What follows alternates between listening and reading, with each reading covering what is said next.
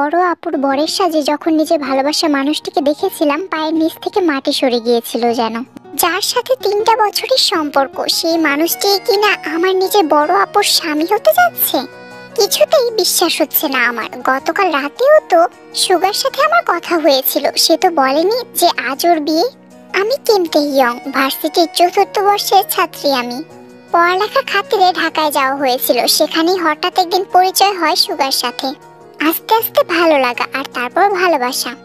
আমার best friend লিসার জন্মদিনে তাদের বাড়িতে গেলে সুগা আমার পিছু নেয়। লিসার খালাতো ভাই হয় সুগা। প্রতিদিন আমার পিছু নেওয়া, প্রতিদিন আমার হোস্টেল রুমের দরজার সামনে একগুচ্ছ কাঠগোলাপ রেখে যাওয়া। আমার ছোট ছোট বিষয়ে খেয়াল রাখাই তার প্রতি আমার ভালো লাগা সৃষ্টি করেছিল। তারপর শুরু হলো মেসেঞ্জারে চ্যাট করা। এরই মাঝে একটা সময় সে আমাকে প্রপোজ করে বসলো। আমি ততদিনে তাকে ভালোবেসে ফেলেছি, তাই তার প্রপোজাল আমি গ্রহণ করে ফেলি। আমাদের ফ্রেন্ডদের মধ্যে আমি আর সুগা ছিলাম বেস্ট কাপল। দুজন দুজনের প্রতি বিশ্বাসটা ছিল খুব। চোখ বন্ধ করে আমি সুগাকে বিশ্বাস করতে পারতাম। 2 বছর আগে সুগা পড়াশোনা শেষ করে এখন একটা ভালো কোম্পানিতে চাকরি করে।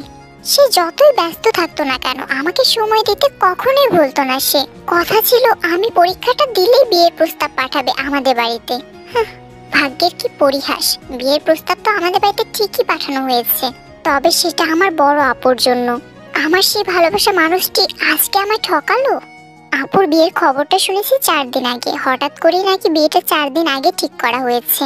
আপুর হবু বর ঢাকার, তাও আমি জানতাম। আমার খাগড়াছড়িতে আসার কথা ছিল 3 দিন আগেই, তবে আমার পরীক্ষা থাকায় আসতে পারিনি। গতকাল রাতেই পাড়ি জমিয়েছি খাগড়াছড়ির পথে। বড় আপুর বিয়ে নিয়ে আমি খুব আনন্দিত ছিলাম, তবে এখন মনে হচ্ছে আমার কলিজাটা ছিঁড়ে যাচ্ছে এক অসহ্য যন্ত্রণায়। কি রেতে, এখানে দাঁড়িয়ে থেকে দুলাভাইকে দেখে যাবি নাকি জিমিনকেও রুম থেকে নিয়ে আসবি? জানা মা, জিমিনকে নিয়ে এসে তো দুলাভাইয়ের পাশে বসা। মায়ের কথায় তে ধ্যান ভাঙে, চোখ তার লাল হয়ে আছে, কিন্তু চাইলেও সে এখন সবার সামনে কাঁদতে পারবে না। তে জিমিনের রুমে আসে। জিমিনকে দেখে বোঝা যাচ্ছে সে এই বিয়েতে অনেক বেশি খুশি। তুই অনেক লাকি রে আপু, দুলাভাই তোকে অনেক হ্যাপি রাখবে দেখিস। জানি রে তে, সুগার মতো ছেলে আজকাল পাওয়াই যায় না, ভীষণ ভালো ছেলে। তোরা 2 বোন কি এইভাবেই কথা বলে যাবে নাকি? আর তো হাতে বেশি সময় নেই, কাজী সাহেব ওইদিকে তাড়া দিচ্ছেন। তে জিমিনকে আমরা নিয়ে যাচ্ছি। বরের জন্য যে মালাটা রাখা আছে ফ্রিজে, তুই সেটা নিয়ে আয় যা। তে মালাটা নেওয়ার জন্য চলে যায়, আর এইদিকে মামিরা জিমিনকে সুগার কাছে নিয়ে যায়। তে ফ্রিজ থেকে রজনীগন্ধা ফুলের মালাটা বের করে মালাটা নিয়ে স্টেজের দিকে এগিয়ে যায়। সুগা তার পাশে বসা জিমিনকে দেখতে ব্যস্ত ছিল, তাই সে তেকে খেয়াল করেনি এখন পর্যন্ত। তে মালা হাতে সুগার সামনে দাঁড়িয়ে সুগাকে ডাক দেয়, দুলাভাই। তে ডাকে সুগা মুচকি এসে মাথা তুলে তের দিকে তাকাতে থমকে যায়, মুখের হাসিটাও উধাও হয়ে যায়। তে তে তুমি এখানে? তে চোখের জল বাদ মানছে না। তে কোনো মতে সুগাকে মালাটা পরিয়ে কোনো রকম কথা না বলে সেখান থেকে চলে যায়। বোনের এমন রিয়াকশনে ভ্রু কুঁচকে যায় জিমিনের। রুমে এসে তে দরজা বন্ধ করে দিয়ে বিছানায় ধপ করে বসে পড়ে, চোখ থেকে পানি গড়িয়ে পড়ছে। এইদিকে কাজী সাহেব বিয়ে পড়ানোর সময় জিমিন মাকে বলে ওঠে, তে যদি আমার এই বিশেষ মুহূর্তে রুমে দরজা বন্ধ করে বসে থাকে, তাহলে আমি এই বিয়ে করব না। জিমিনের কথা শুনে জিমিনের বাবা সোবিন তে রুমে গেলেন তেকে ডাকতে। দরজায় টোকা পড়তেই তে চোখ মুছে নেয়। তে মা, দরজা খোল। বোনের বিয়ের দিন এইভাবে দরজা বন্ধ করে রাখলে মানুষে কি ভাববে বলতো? বাবার গলার আওয়াজ পেয়ে দরজা খুলে দেয় তে। কোনো রকম হাসার চেষ্টা করে বলে, আপু তো আজকে চলে যাবে, তাই কষ্ট হচ্ছে একটু। কষ্ট কি তোর একার হচ্ছে মা? আমাদেরও তো ভীষণ কষ্ট হচ্ছে। কাঁদিস না মা, এটাই দুনিয়ার নিয়ম। জিমিন বলেছে তুই যদি ওর এই বিশেষ মুহূর্তে ওর পাশে না থাকিস, তাহলে ও কিছুতেই এই বিয়েটা করবে না। এখন চল তো আমার সাথে। বাবার কথা শুনে তের ইচ্ছা না থাকা সত্ত্বেও তাকে সেখানে যেতে হয়। সুগা তের দিকে তাকিয়ে আছে। মেয়েটা যে খুব বেশি কান্না করেছে তা সে ভালোই বুঝতে পারছে। তে সুগার দিকে না তাকিয়ে জিমিনকে বলে, আজকের দিনেও তুই জেদ ধরে বসে আছিস আপু? তো কি করব, তুই আমার সাথে না থেকে রুমের দরজা বন্ধ করে বসেছিলি কেন বলতো? আসলে কি বলতো, আমার বোনটা তো আজকে অন্যের বাড়িতে চলে যাবে, তাই একটু কষ্ট হচ্ছিল। সে কি, তোর তো খুশি হবার কথাতে, কারণ বাবা মায়ের সব ভালোবাসা এখন থেকে তুই একাই পাবি। আমি স্বার্থপর নই আপু। একটু পরে কাজী সাহেব বিয়ে পড়ানো শুরু করে দিলেন। জিমিনের কবুল বলা হলে সুগা যখন কবুল বলবে তখন তে এক দৃষ্টিতে তাকিয়েছিল সুগার দিকে। কি করে পারলো একটা মানুষ এইভাবে বেইমানি করতে? সুগা তের দিকে এক নজর তাকিয়ে 3বার কবুল বলে দেয়। তারপর রেজিস্ট্রেশনও হয়ে গেল তাদের। তে শুধু স্তব্ধ হয়ে দাঁড়িয়ে দাঁড়িয়ে সবকিছু হজম করে নিল। জিমিনের বিদায়ের সময় সবাই কান্না করলেও তখন কেন জানি তের চোখে পানি ছিল না। সুগার মা অনেক করে বলে দিয়েছেন জিমিনের সাথে তেকেও যেতে। সবার জোড়াজুড়িতে এক প্রকার বাধ্য হয়ে তেকে জিমিনের পাশে গিয়ে বসতে হয়। সুগার ফুপুর বাড়ি খাগড়াছড়িতে, তাই সুগা আর জিমিনের বিয়ের সব আয়োজন এখানেই করা হয়েছে। ঢাকায় যাওয়া সম্ভব না বলে জিমিনকে ফুপুর বাড়িতে নিয়ে যায় তারা। রাত 10টার দিকে তারা তাদের গন্তব্যে পৌঁছে যায়। বাড়িতে প্রবেশ করা মাত্রই সুগার সব বোনেরা গিয়ে জিমিনকে ঘিরে ধরে। সুগা সেই ফাঁকে বাড়ি থেকে বের হয়ে যায়। রাত 12:30টার দিকে সুগা বাড়িতে ফিরে আসে। কিছুক্ষণ আগে কাজিনরা সবাই মিলে সুগা আর জিমিনের জন্য বরাদ্দকৃত রুমে জিমিনকে রেখে এসেছে। ড্রয়িং রুমের এক পাশে দাঁড়িয়ে আছে তে। সুগাকে আসতে দেখে তার চোখ ভিজে ওঠে। তে এক ছোটে ছাদে চলে যায়। আকাশে আজ থালার মতো চাঁদ দেখা যাচ্ছে। তে ছাদের এক কোণে রেলিং এর সাথে ঘেঁষে দাঁড়ায়। সারাদিনে সবার জন্য মন খুলে কাঁদতে পারেনি সে। একাকিত্ব এখন তাকে গ্রাস করেছে। ইচ্ছে করছে সবকিছু লন্ড ভন্ড করে দিতে। সুগা কেমনে পারলো আমার সাথে এমনটা করতে? আমি তো ওরে সত্যি সত্যি ভালোবেসেছিলাম। নিজে চাইতে ওকে বেশি বিশ্বাস করতাম, আর সেই সুগাই কিনা আমাকে এইভাবে ঠকালো। আমি কি করে ওকে সারা জীবন আমার বোনের সাথে দেখবো? আমার দম বন্ধ হয়ে যাচ্ছে। সুগা, তোরে তো আমি সত্যি ভালোবাসি রে। কত স্বপ্ন দেখিয়েছিলি, আজ তুই কেমনে পারলি আমাকে এতটা কষ্ট দিতে? তোর আকাশে আজকে 7 রঙের রংধনু, আমার আকাশে কেন মেঘ জমালি? কেন মিথ্যা আশা দিলি আমাকে? আমি মরে যাচ্ছি সুগা, আমি মরে যাচ্ছি। আমার ভীষণ কষ্ট হচ্ছে। হে আল্লাহ, কি করব আমি? ছাদে বসে পড়লো তে। চোখ দিয়ে টপ টপ করে পানি গড়িয়ে পড়ছে। আমার যে সবকিছু ওলট পালট হয়ে গেছে। কেন কেন করলো আমার সাথে এমন সুগা? কেন? অন্যদিকে সুগা রুমে ঢুকে দেখে তে বিছানার উপর বসে আছে। সুগা জিমিনের দিকে মুচকি এসে বলে, এই গরমের মধ্যে এত ভারী জিনিস পরে থাকতে কষ্ট হচ্ছে না? যাও ফ্রেশ হয়ে নাও। বলে সুগা ব্যালকনিতে চলে যায়। জিমিন লাজুক হেসে বিছানা থেকে নেমে লাগেজ থেকে একটা লাল রঙের শাড়ি নিয়ে ওয়াশরুমে চলে যায়। সুগা ব্যালকনিতে দাঁড়িয়ে আকাশের দিকে তাকিয়ে রইল। তের সাথে প্রতারণা করতে তারও ভালো লাগেনি। শুধু একটা বাজির জন্য সে একটা মেয়ের কাছে সারা জীবনের জন্য অপরাধী। জিমিনকে সুগা 5 বছর আগে নদীর পাড়ে দেখেছিল। মনের মাঝে সেদিনই জায়গা করে নিয়েছিল জিমিন। লিসার জন্মদিনে কাজিনদের সাথে বাজি ধরে তের পিছু নিয়েছিল সুগা। সুগা জানতো না যে তে জিমিনের বোন। তে যখন থেকে সুগাকে পাত্তা দিতে শুরু করে তখন থেকে সুগা তার ইমোশন নিয়ে খেলতে শুরু করে। সেই দিন লিসার জন্মদিনে অন্য সব মেয়েদের থেকে সবচেয়ে বেশি সুন্দরী মেয়েটি ছিল তে। এই লিসার বেস্ট ফ্রেন্ডটাকে দেখেছিস সুগা? কোনো ছেলেকে সহজে পাত্তা দিচ্ছে না, তাই না কি কাই? আমি যদি পটাতে পারি ওকে, তাহলে তোর সেই নদীর পাড়ে দেখা মানুষটিকে খুঁজে বের করে দিব। কি সত্যি? 100% সত্যি। ওকে, বাজি ধরলাম, যদি আমি তের মন জয় করতে পারি তাহলে সেই মানুষটিকে খুঁজে বের করে দিবি তোরা। ঠিক আছে। সেদিন থেকে সুগা তের পিছু নেয়, আর তেও বোকার মতো ভুল মানুষকে ভালোবেসে ফেলে। সুগা ব্যালকনি থেকে রুমে এসে দেখে জিমিন চোখে কাজল দিচ্ছে। সুগা জিমিনের দিকে তাকিয়ে মুচকি এসে ওয়াশরুমে চলে যায়। জিমিন চোখে কাজল দিয়ে সে ব্যালকনিতে দাঁড়ায়। আকাশে এত সুন্দর চাঁদ দেখে খুশিতে মন ভরে যায় জিমিনের। নতুন জীবনে যেন আজ চাঁদ তারা তাকে স্বাগত জানাচ্ছে। সুগা ওয়াশরুম থেকে বের হয়ে ব্যালকনিতে গিয়ে দেখে জিমিন আকাশের দিকে তাকিয়ে মুচকি মুচকি হাসছে। সুগা জিমিনকে পেছন থেকে জড়িয়ে ধরে। এক হাত জিমিনের পেটে রাখতে জিমিন কেঁপে ওঠে। কি করছেন? ছাড়ুন। ছাড়ার জন্য তো ধরিনি। জিমিনের চুলে মুখ ডুবায় সুগা। ঘাড় থেকে চুল সরিয়ে গভীরভাবে ছুঁয়ে দেয়। জিমিন খানিকটা কেঁপে ওঠে। সুগা যেন নেশায় পড়ে যাচ্ছে, জিমিনের নেশায়। সুগা জিমিনকে কোলে নিয়ে বিছানায় শুইয়ে দেয়। তের চোখের পানি গড়িয়ে পড়ছে। সুগা এখন অন্য কারো হয়ে গেছে, ভাবতেই পারছে না সে। কত সুন্দর নিখুঁত অভিনয় ছিল তার। যারা কথা দেয় তারা সবাই কথা রাখে না কেন? আচ্ছা, আত্মহত্যা কেন নিষিদ্ধ? এই যে আমার মতো জ্যান্ত লাশগুলো কেন কারো চোখে পড়ছে না? আমি তো তখনই মরে গেছি যখন আপুর বরের সাজে সুগাকে দেখেছি। আমার সুগা আজ আমার আপুর জীবনটাকে হাজারো রঙে রঙিন করে দিচ্ছে, ছুঁয়ে দিচ্ছে সেই হাত দিয়ে, যেই হাত দিয়ে আমাকে আগলে রাখার কথা ছিল। হে আল্লাহ, আমার বোনকে তুমি কষ্ট দিও না, আমার বোনের সাথে যেন আমার মতো কিছু না হয়, আমার বোনটাকে তুমি সুখে রেখো। আরে বেআইন সাহেবা, আপনি এত সকালে ছাদে কি করেন? কথাটা শুনে তে পেছনে ফিরে তাকায়। নীল পাঞ্জাবি গায়ে এক সুদর্শন যুবক দাঁড়িয়ে আছে। দাঁত ব্রাশ করতে করতে ছেলেটি এগিয়ে আসে তের দিকে। তের চোখের দিকে তাকাতেই থমকে যায় ছেলেটা। চোখগুলো বেশ ফুলে আছে তের, লালও হয়ে আছে। মুখ দেখে বোঝা যাচ্ছে মেয়েটা সারা রাত জেগেছিল এবং প্রচুর পরিমাণে কান্না করেছে। এই কি, আপনি সারা রাত জেগে কান্না করেছেন কেন? ছেলেদেরকে দেখলেই এখন ভীষণ রাগ হচ্ছে তের। এই যে মিস্টার, শুনুন, আপনাকে এত কৈফিয়ত দিতে আমি বাধ্য নই। আর হ্যাঁ, আমার থেকে দূরত্ব বজায় রাখার চেষ্টা করবেন। কথাগুলো বলেই তে ছাদ থেকে গটগট করে নিচে নেমে আসে। এই যা, কি এমন বললাম যে এইভাবে রেগে গেল? তের পিছু পিছু ছেলেটা দাঁত ব্রাশ করতে করতে সেও নিচে নেমে আসে। মেয়েদের মন বোঝা নয় রে নয় সোজা, সেটা আজ আরো একবার জানলাম। ড্রয়িং রুমে এসে তে মোবাইল হাতে নিয়ে সুগার ফোনে একটা মেসেজ লিখে পাঠায়। আপনার সাথে আমার কিছু ইম্পর্টেন্ট কথা আছে সুগা, বউ ভাতে ব্যস্ততা কাটিয়ে আমার সাথে একান্ত এসে দেখা করবেন। তে মেসেজটা পাঠিয়ে দিয়ে ড্রয়িং রুমের সোফায় মাথায় হাত দিয়ে চোখ বন্ধ করে বসে থাকে।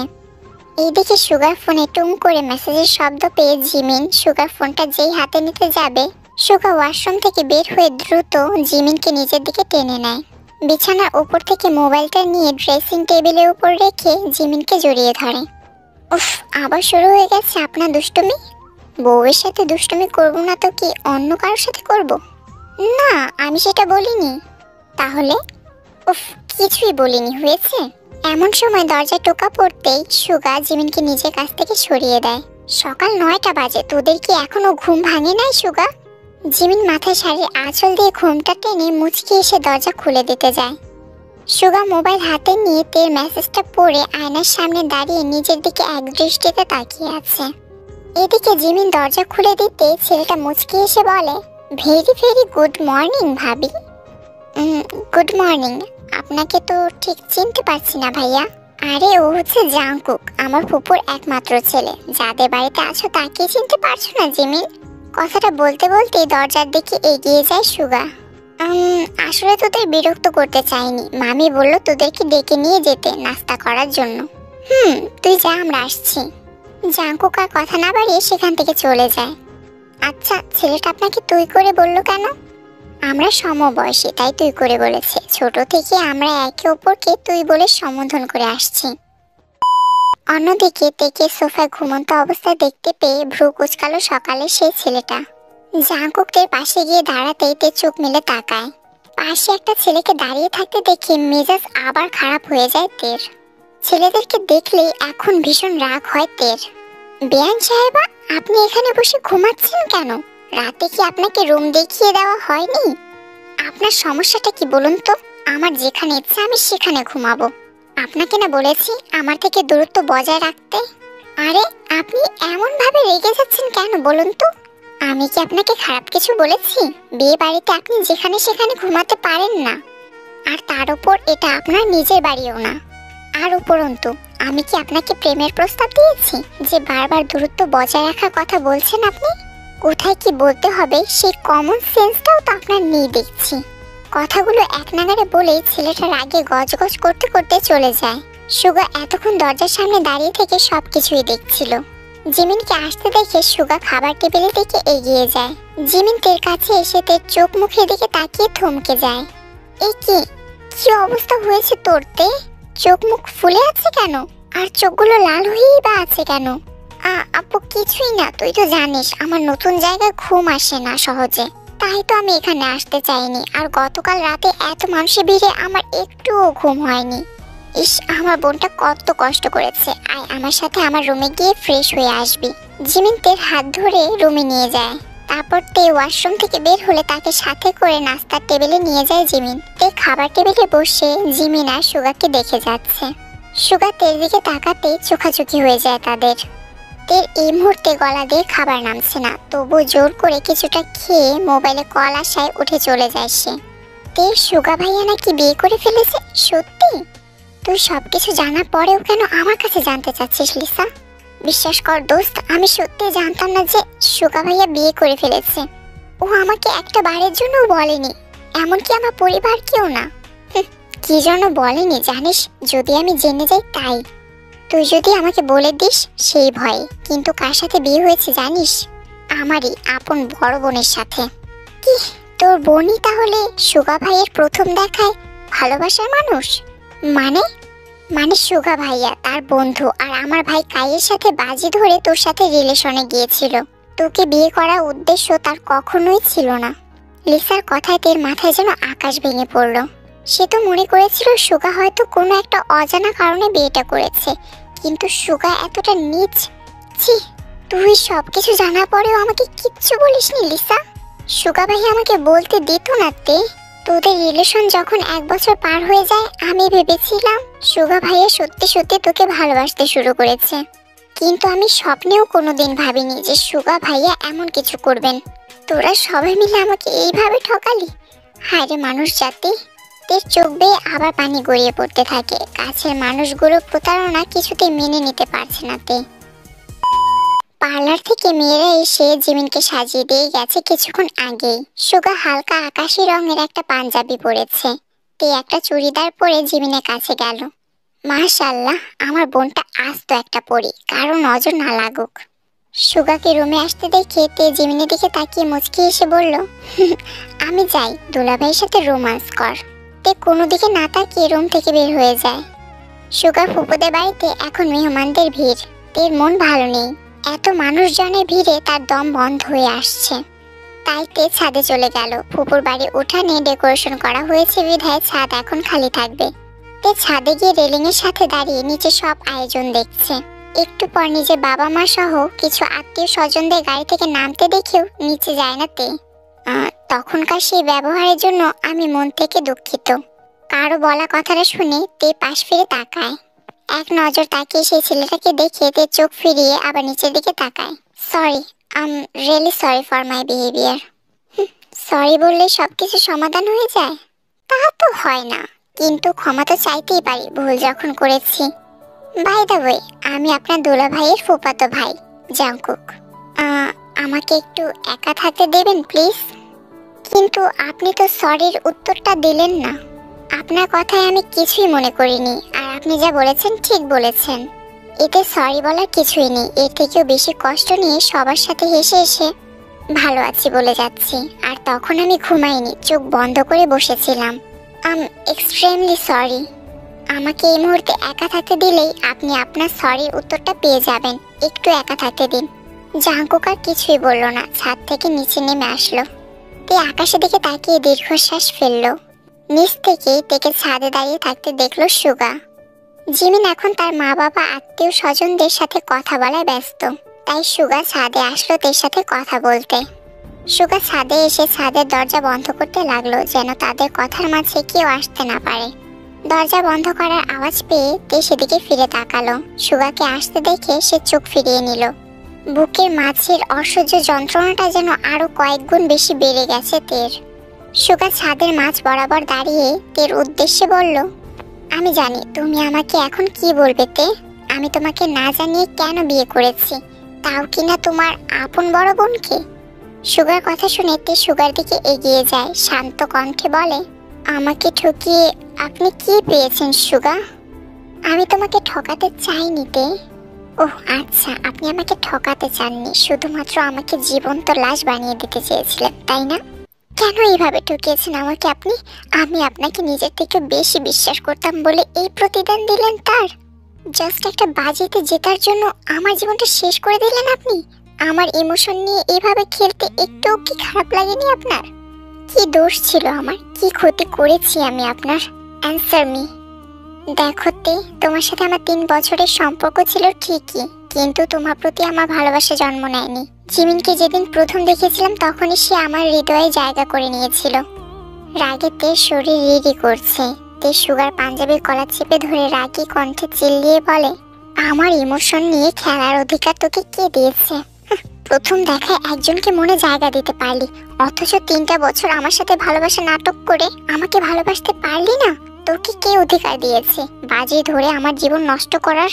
তে আমার পাঞ্জাবির কলারটা ছাড়ো। সুগা কথাটা বলার সাথে সাথে তে ঠাস করে সুগার গালে একটা থাপ্পড় মেরে দেয়। সুগা গালে হাত দিয়ে রাগে চোখে তের দিকে তাকিয়ে আছে। চোখ নিচে নামা, তোর মতো বেয়াদব ছেলের জন্য এই একটা চোর কোনো ব্যাপার না। তোর বাপ মা কি তোকে এই শিক্ষা দিয়েছে? আর কি জানি বলছিলি, আমাকে তুই ঠকাতে চাস নাই? তার মানে কি তুই আমাকেও বিয়ে করতি? ছি, তুই এতটা নীচ যে এত বড় একটা ভুল করা পরেও তোর মাঝে কোনো অনুশোচনা নেই। আমি যদি বিয়ের দিন তোকে না দেখতাম, তার আগে যদি দেখতাম, তাহলে কোনোদিনও তোর মতো 3rd ক্লাস ফালতু ছেলের সাথে আমি আমার বোনের বিয়ে হতে দিতাম না। তুই একটা বারো ভেবে দেখেছিস জিমিন আপু যদি তোর এই কীর্তিকলাপ সম্পর্কে জানতে পারে ও কতটা কষ্ট পাবে? এই সব কিছু জানার পরেও আপু আপনার মতো একটা নিকৃষ্ট মানুষের সাথে থাকবে বলে আপনি বিশ্বাস করেন? জিমিন যে এই সব ব্যাপারে জানতে পারে এই সব কথা সুগার মাথাতেই ছিল না। সবকিছু জানার পর যদি জিমিন সত্যি আমাকে ছেড়ে চলে যায়, তাহলে আমি কি করব? একটা বাজের জন্য সবকিছু শেষ। উফ, এত বড় ভুল আমি কেমনে করেছি? শুনেন মিস্টার মিন ইয়ঙ্গি, আমার সাথে আপনি যা কিছু করেছেন তার জন্য আমি কখনো আপনাকে ক্ষমা করব না। আর জানেন তো, খারাপের কখনো ভালো হয় না, কোনোদিনও না। আপনাকে আমি যতটা না ভালোবাসতাম তার থেকেও বেশি ঘৃণা করি। জিমিন আপু আজ না হয় কাল সবকিছু জানতে পারবে, কারণ সত্যি কখনো লুকিয়ে রাখা যায় না। তখন আপনি সবকিছু কি করে ম্যানেজ করবেন? কি হলো, চুপ করে আছেন কেন? কিচ্ছু বলছেন না কেন? আমার প্রশ্নের জবাব দিন আপনি। নিজের প্রতি নিজেই রাগ হচ্ছে আমার যে আপনার মতো একটা কুত্তা মার্কা ছেলে আমি কেমনে বিশ্বাস করলাম। একটা সময় দেখবেন আপনার সামনে আমি ভালোবাসার শহরে ডুবে থাকবো, তখন আপনি নিজে ভালোবাসা পাওয়ার জন্য ছটফট করবেন। কথাগুলো বলে তে ছাদে দরজা খুলে নিচে নেমে গেল। কিছুক্ষণ পর সবাই এসে খাবার টেবিলে বসে পড়লো। সুগা ছাদ থেকে নেমে জিমিনদের খাবার টেবিলের থেকে একটু দূরে দাঁড়িয়ে আছে। কি রে ভাই, মন খারাপ নাকি এইভাবে দাঁড়িয়ে আছিস যে? পাশ থেকে জাংকুকের কথা শুনে সুগা জাংকুকের দিকে তাকায়। এমনি। ও আয় আয়, তোর বউ শালি সবাই বসে গেছে খাওয়ার জন্য, তুই এখানে দাঁড়িয়ে থাকবি নাকি? চল। জাংকুক সুগার হাত টেনে ধরে জিমিনদের খাবার টেবিলের সামনে নিয়ে গেল। তে সুগাকে দেখেও না দেখার ভান করে হাত দিয়ে ভাত নাড়তে লাগলো। জিমিন, লেগ পিসটা দেব?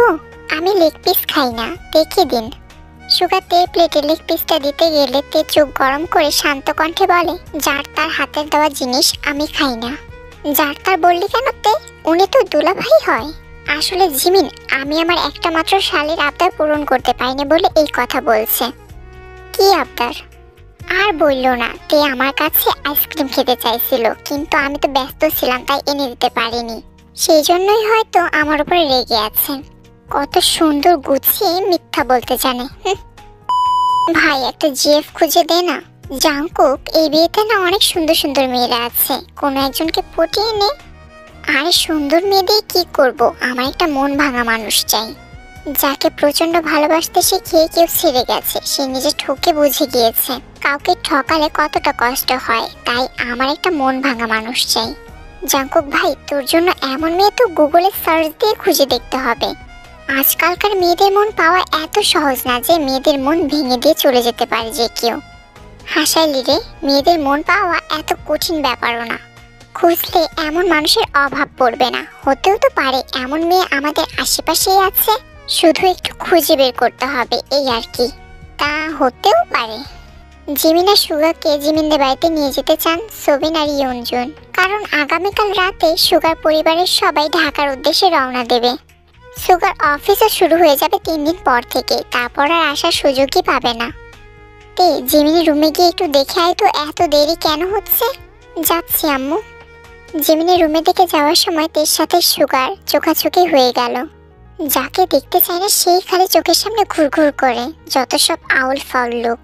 তের কথা যদিও সুগার শুনতে পেয়েছে, কিন্তু কিছু না বলে সে চুপ করে চলে যায়। কি রে বোন, তোর এখনো তৈরি হওয়া শেষ হয়নি? হয়েছে তো, আমি এখনই বের হতাম। আচ্ছা ঠিক আছে, চল তাহলে। সবার জোড়াজোড়িতে জাংকুককেও যেতে হচ্ছে তেদের বাসায়। রাত 9টা বাজে সবাই তেদের বাড়িতে এসে পৌঁছায়। জিমিনের কাকিরা সবাই জিমিন আর সুগাকে দেখে অনেক খুশি হয়। তারপর সবাইকে নাস্তা দিয়ে তে নিজের রুমের দিকে দৌড় দেয়। জিমিন আর সুগাও জিমিনের রুমে চলে গেল। সুগা তো রুমে এসে বিছানায় গা এলিয়ে দিল। আরে ফ্রেশ না হয়ে শুয়ে পড়ছো কেন? কি বললা আরেকবার বলো তো। একবার বলছি যে শুনতে পাও নাই, আরেকবার বলতে হবে? তুমি আমাকে তুমি করে ডাকলে, এখন তো আমার প্রেম প্রেম পাচ্ছে। দেখ এসব ছাড়ুন তো, এখন উঠে ফ্রেশ হয়ে আসেন। এদিকে জাংকুক সোফার উপর বসে ফোন টিপছে।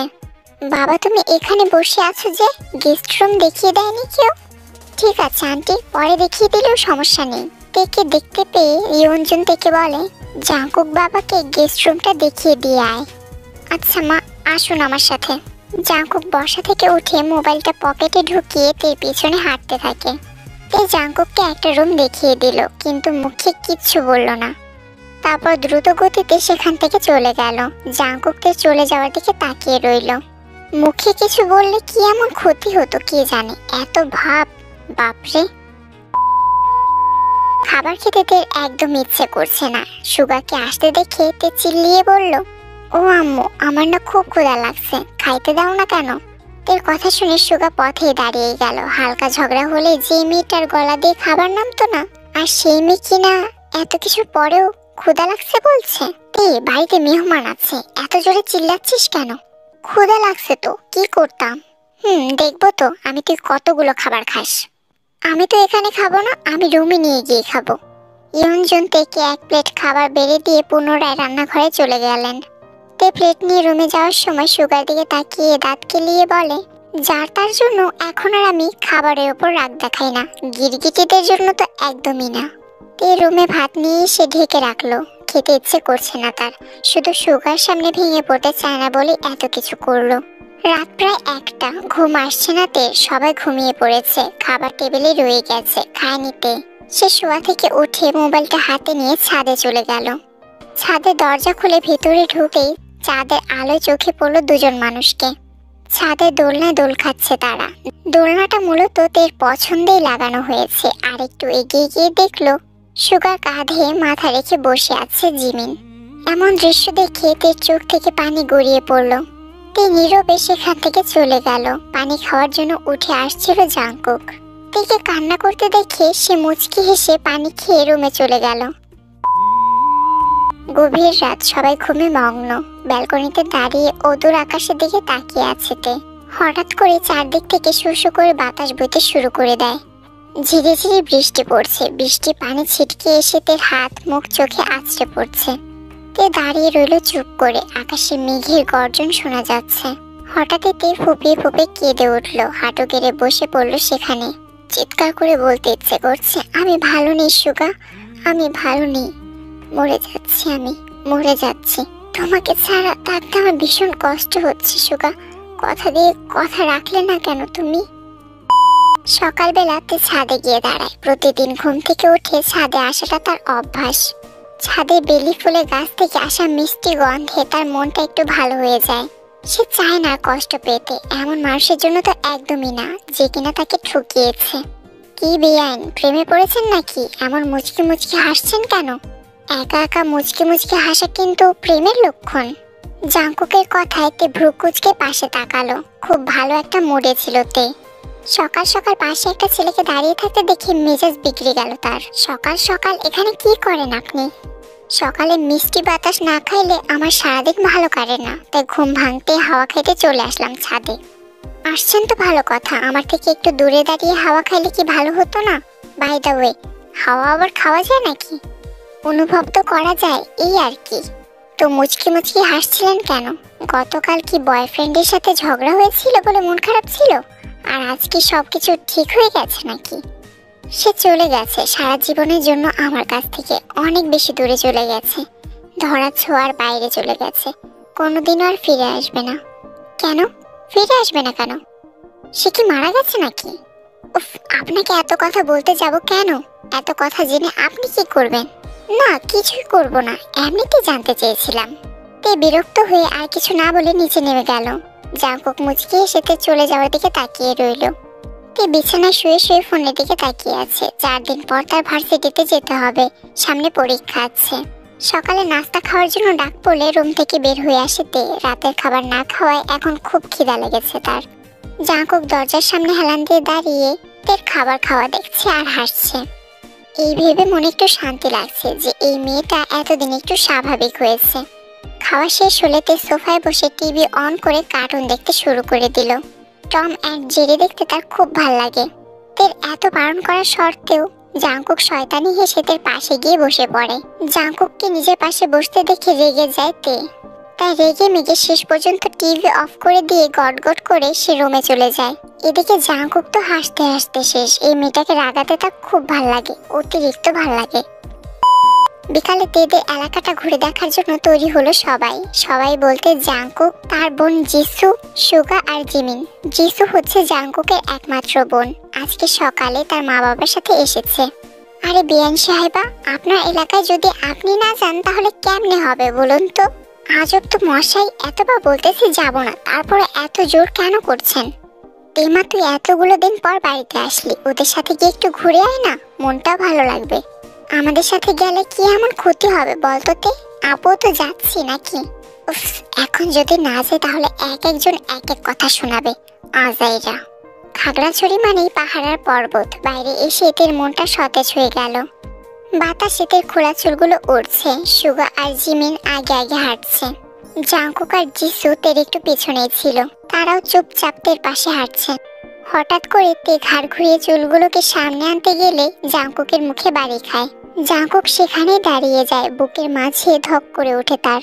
তের আনমনে হাঁটছে। সামনে একটা গর্ততে তের পা পড়ার আগে জাংকুক তের হাত ধরে টান মারে, যার ফলে তে জাংকুকের বুকের উপরে গিয়ে পড়ে। জাংকুক তেকে সহ মাটিতে পড়ে যায়। জিমিন গিয়ে তেকে উঠতে সাহায্য করে। তে হাত ঝাড়তে ঝাড়তে জাংকুকের দিকে রাগি চোখে তাকিয়ে বলে, আমার হাত ধরে টান দিলেন কেন আপনি? সামনে তাকিয়ে দেখেন, আরেকটু হলেই তো গর্তে পড়ে নাকমুখ ফাটাতেন। পড়লে পড়তাম, তাতে আপনার কি? আর আপনারা ছেলেরা আমার থেকে দূরে থাকবেন। আপনাদের দেখলেই আমার রাগে গা জ্বলে ওঠে। ফালতু ছেলে, সুযোগ পাইলেই মেয়েদের গায়ে হাত দেওয়ার ধান্দা। তে তুই এইভাবে কেন কথা বলছিস জাংকুকের সাথে? জাংকুক তো তোর ভালোর জন্যই হাত ধরলো। তুই চুপ কর আপু, সব ছেলে এক বাটপার। কথাটা আপনি একদমই ঠিক বলেননি মিস্তে। দুনিয়ার সব মেয়েরা যেমন এক না, ঠিক তেমনি সব ছেলেরাও এক না। সবাই বাটপারি করে না। সুগা যেখানে দাঁড়িয়ে ছিল সেখানে দাঁড়িয়ে রইল স্তব্ধ হয়ে। তে তো রেগে বাড়ির পথে হাঁটা ধরলো। আপু, তুই কি করে বুঝবি মন ভাঙার যন্ত্রণা? আমার ভালোবাসা মানুষকে কেড়ে নিয়ে ভালোই তো আছিস, শুধু আমি ভালো থাকতে পারছি না। তের ব্যবহারে জাংকুকেরও খুব বেশি খারাপ লেগেছে। তারা সামনে না এগিয়ে বাড়ির পথেই হাঁটা ধরে। তে বাড়িতে এসে বিছানায় ধপ করে বসে পড়লো। রাগ হচ্ছে তার খুব, ইচ্ছে করছে সুগাকে খুন করে ফেলতে। জিমিনকেও কেন জানি না সহ্য হচ্ছে না। আমার জীবনটা নষ্ট করে ওরা সুখে ঘর করবে? কেন কেন কেন কেন? রাগের মাথায় তে টেবিলের উপরে রাখা একটা কাঁচের গ্লাস নিয়ে ফ্লোরে ছুঁড়ে মারলো। কাঁচগুলো ভেঙে সারা রুমে ছড়িয়ে পড়ে। জিমিন সেই সময় তে রুমে ঢোকার সময় একটা কাঁচের টুকরো তার পায়ে গেঁথে যায়। আহ! জিমিনের এই অবস্থা দেখে তে জিমিনের কাছে এগিয়ে গিয়ে হাঁটু গেড়ে বসে। তারপর এক টানে তের পা থেকে কাঁচের টুকরোটা বের করে আনে। জিমিনের চিৎকার শুনে সুগা ছুটে আসে। জিমিনের পা থেকে রক্ত ঝরতে দেখে সে জিমিনকে কোলে নিয়ে জিমিনের রুমে চলে যায়। দিন দিন কি অসভ্য হচ্ছিস তুই তে? জিমিনের পা কতটা কেটে গিয়েছে দেখেছিস? তে চুপ করে থাকে। ইয়ঞ্জন আর কিছু না বলে জিমিনের রুমের দিকে চলে যায়। উফ, কি করে ফেলেছি আমি এটা? জিমিন আপু তো জানেই না সুগা আর আমার কোনো সম্পর্ক ছিল। রাগের মাথায় কি যে করছে। উফ! তে মাথায় হাত দিয়ে চোখ বন্ধ করে বসে রইল। সুগা জিমিনের পায়ে ব্যান্ডেজ করে দিয়ে জিমিনকে বিছানায় শুয়ে দিল। জিমিন ফ্যানের দিকে তাকিয়ে আছে। তার মাথায় বিভিন্ন চিন্তারা ঘুরপাক খাচ্ছে। সামান্য কারণে যে তে এমনটা করেনি সে খুব ভালোভাবেই বুঝতে পারছে। তে কখনো এত অল্প কিছুতে এতটা রেগে যায় না। তে বসা থেকে উঠে ফ্লোর থেকে একটা একটা করে কাঁচের টুকরো উঠাতে লাগলো। একটা কাঁচের টুকরোর সাথে তার হাত লেগে বেশ খানিকটা কেটেও গেল, কিন্তু তে পাত্তা দিল না। বাইরে থেকে এসে রুমে যাওয়ার সময় জাংকুকের চোখ পড়লো তের রুমের দিকে। তে যে হাত কেটে গেছে তা সে স্পষ্ট দেখতে পেয়েছে, কিন্তু সে কিছুই বলল না, কারণ কিছু বলার বা করার অধিকার তার নেই। তে কাজগুলো তুলে ডাস্টবিনে ফেলে দেয়। হাতের রক্তগুলো মুছে নিয়ে ব্যালকনিতে চলে যায়। রাত 10টার দিকে সুগা, জিমিন আর সুগার আব্বু আম্মু ঢাকার উদ্দেশ্যে রওনা দেয়, কিন্তু জাংকুক আর জিসুকে তের মা যেতে দেয়নি। রাত তখন প্রায় 2টা, সবাই ঘুমিয়ে গেছে। তে বাবার রুম থেকে একটা ঘুমের ওষুধ চুরি করে সেটা খেয়ে নেয়, না হলে আজ রাতও তার নির্ঘুম কাটবে। বিছানায় শুতে ঘুম চলে আসে তের, কিন্তু দরজা বন্ধ করতে ভুলে যায় সে। জাঙ্কুক সন্ধ্যার দিকে ফার্মেসি থেকে ব্যান্ডেজ আর মলম কিনে নিয়ে এসেছিল। হাত কেটে যাওয়ার পর যে মেয়েটা সেদিকে পাত্তা দেবে না তা খুব ভালো করে জানা হয়ে গেছে এই কয়দিনে।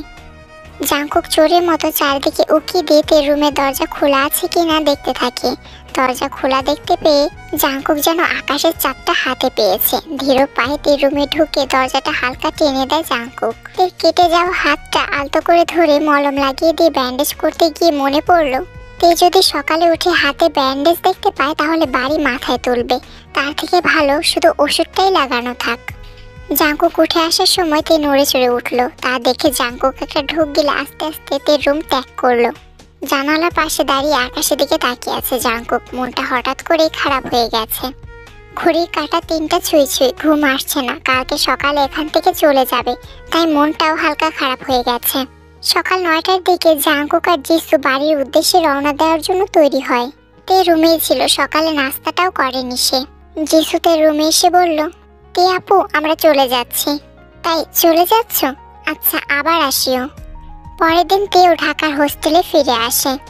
দেখতে দেখতে 7টা মাস কেটে যায়। তের ফাইনাল পরীক্ষা শেষ হওয়াতে আজকে তে হোস্টেল ছেড়ে একেবারে বাড়িতে ফিরে এসেছে। বিকেল 4:30টায় তের ঘুম ভাঙলো। এত সময় ধরে ঘুমিয়েছি।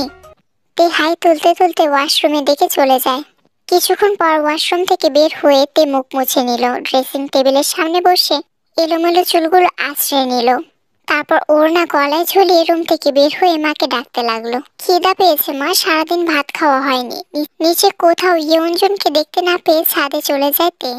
ছাদে গিয়ে দেখে পাশে বাড়ির কিছু আন্টিদের সাথে বসে গল্প করছেন তিনি। তে তাদের দিকে এগিয়ে যায়। সেখানে গিয়ে জাঙ্কুকের মাকে দেখে ভ্রু কুঁচকালো। আসসালামু আলাইকুম আন্টি, কেমন আছেন? ওয়ালাইকুম আসসালাম, আমি তো ভালো আছি মা, তুমি কেমন আছো? এই তো আলহামদুলিল্লাহ ভালো আছি। আপনি কখন আসলেন আন্টি? এই তো আধা ঘন্টা আগে। তুমি ঘুমিয়েছিলে বলেই দেখতে পাওনি। জিসু কেমন আছে? ও ভালোই আছে। ওর আজকে প্রাইভেট ছিল তাই ও আসতে পারেনি, না হলে ও আসতো আমার সাথে। এমন সময় ছাদে দরজা মেলার আওয়াজ পেতে সেদিকে তাকায়। দেখে তার বড় ফুপু এসেছে। কি রে মা, কেমন আছিস? বিন্দাস আছি, তোমার খবর কি বলো? আমি তো 2 দিন পর মেয়ে বিয়ে দেব, শাশুড়ি হয়ে যাব। আমার খবর তো ভালোই। মানে রোজকে বিয়ে দিয়ে দেবে এত তাড়াতাড়ি? মেয়েটা মাত্র ইন্টার ফার্স্ট ইয়ারে পড়ে। দিনকাল ভালো না রে মা, কখন কোন অঘটন ঘটে কে বলতে পারে। জাঙ্কুকের সাথে বিয়েটা ঠিক হয়েছে তে, তোর আন্টি তো তার জন্যই এসেছেন। 25 তারিখে বিয়ের তারিখ পড়েছে। তোমরা সিরিয়াস? রোজের কি এখন বিয়ের বয়স হয়েছে? 18 বছর হয়েছে ওর? এত ছোট একটা মেয়ে। হ্যাঁ হয়েছে তো, রোজের 18 বছর 4 মাস চলছে। তাই বলে ওর পড়াশোনা শেষ না করতেই বিয়ে? শোনোতে, মেয়ে ছোট থাকতেই বিয়ে দিয়ে দিলেই ভালো, সংসারে অশান্তির সৃষ্টি হবে না। সবার কথা মেনে চলবে, ঘাড় তেরামি করবে না। কেন, পড়াশোনা শেষ করে বিয়ে করলে কি সমস্যা? সেই সাথে ওর যার সাথে বিয়ে হবে সেই লোকটা যদি ভালো না হয়, যদি কিছু বছর পর সংসার ভেঙে যায়, তখন কি করবে? তাই বলে কি তোমার মতো বয়স্ক হয়ে বিয়ে করবে নাকি? পাশের বাড়ি আন্টিটার কথা শুনে তে মুচকি হেসে বলল, সিরিয়াসলি আন্টি, আমাকে কি দেখতে বয়স্ক মনে হয়? 23 বছরে পড়লাম মাত্র, আর আমাকে বয়স্ক মহিলার মতো লাগে, তাই না? আপুর বিয়ের সময় যখন এখানে ছিলাম আপনার ভাইয়ের একটা মেয়েকে দেখেছি। তার বয়স তো 26 হবে, এখনো বিয়ে দেননি। তাকে কি দেখতে কচি খুকির মতো লাগে? আগে নিজের পরিবারের দিকে তাকাবেন, তারপর অন্যের মেয়েকে নিয়ে সমালোচনা করতে আসবেন। বড় বিধায় আমি আপনার সাথে তর্কে যেতে চাইছি না।